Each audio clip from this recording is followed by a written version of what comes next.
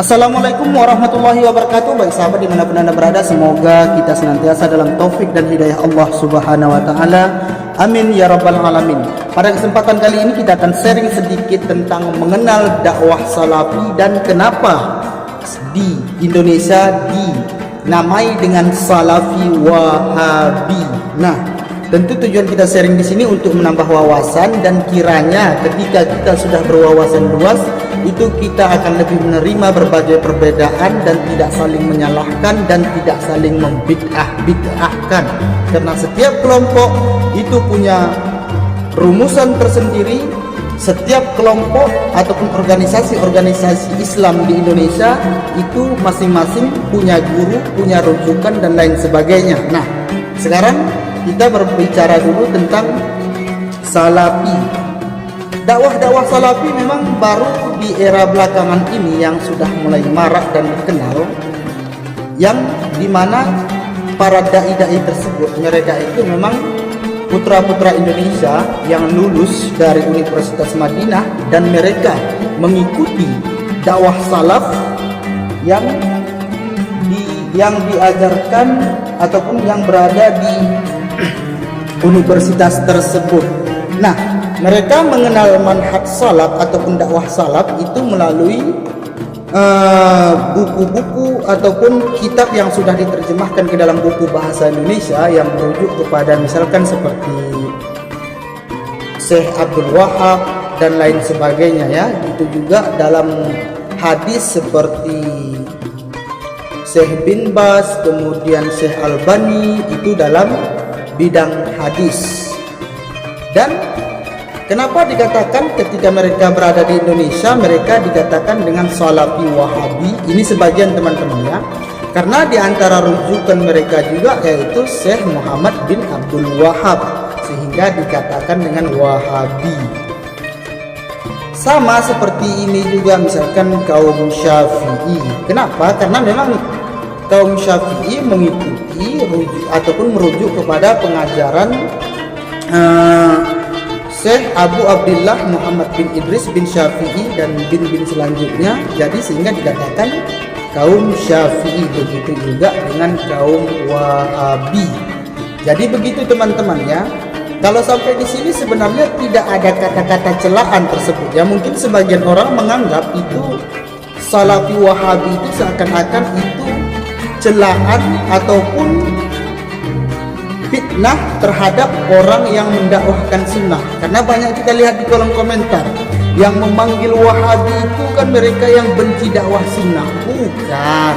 Kenapa dikatakan salafi Wahabi? Tadi itulah karena rujukannya sebagian itu yaitu daripada rumusan yang dirumuskan oleh Syekh Muhammad bin Abdul Wahab, sehingga dikatakan dengan Wahabi. Nah, cuman sampai di sini. Tentu bila kita kembangkan dakwah salaf ini di Indonesia tentu akan menimbulkan problem. Kenapa? Karena umumnya di Indonesia ini adalah mazhabnya Imam Syafi'i.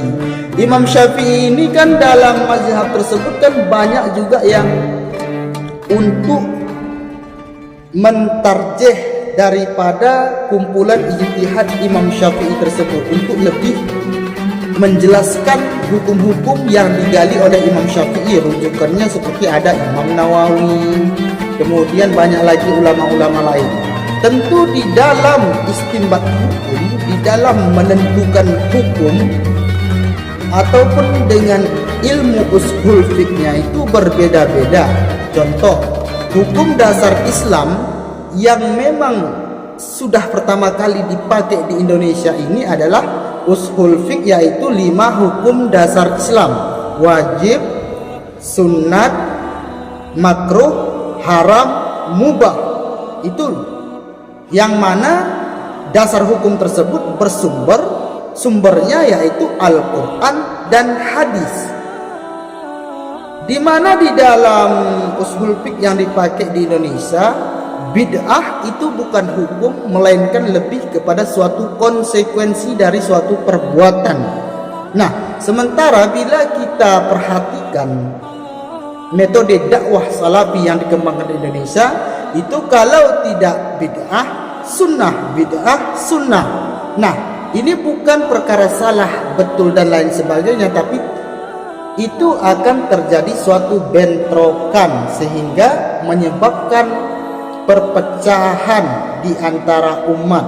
Tapi kalau yang mengerti itu memaklumi, tapi yang tidak mengerti inilah yang akan menimbulkan problem di kalangan umat Islam itu sendiri. Jadi oleh karena demikian, bila memang kita ingin mengembangkan dakwah salafi yang dipakai ataupun mengikuti metode yang ada di Universitas Madinah, berarti harus dijelaskan semua. Menurut ini begini, menurut si ini begini, menurut golongan ini begini. Nah, kalau begitu kan masyarakat ataupun umat yang lain tinggal memilih mana yang betul. Dan tidak boleh membid'ah-bid'ahkan amaliyah yang lain, karena kan seperti itu tadi, rujukannya itu berbeda-beda. Yang mana itu semua sebenarnya kalau hukum fikih memang sudah tentu ada terjadi khilafiyah, teman-teman. Semoga bermanfaat ya teman-teman ya. Sampai di sini dulu. Sembari kita ngopi, sembari kita santai, sembari kita ngobrol teman-teman ya. Semoga kalian semua sehat-sehat walafiat. Assalamualaikum warahmatullahi wabarakatuh.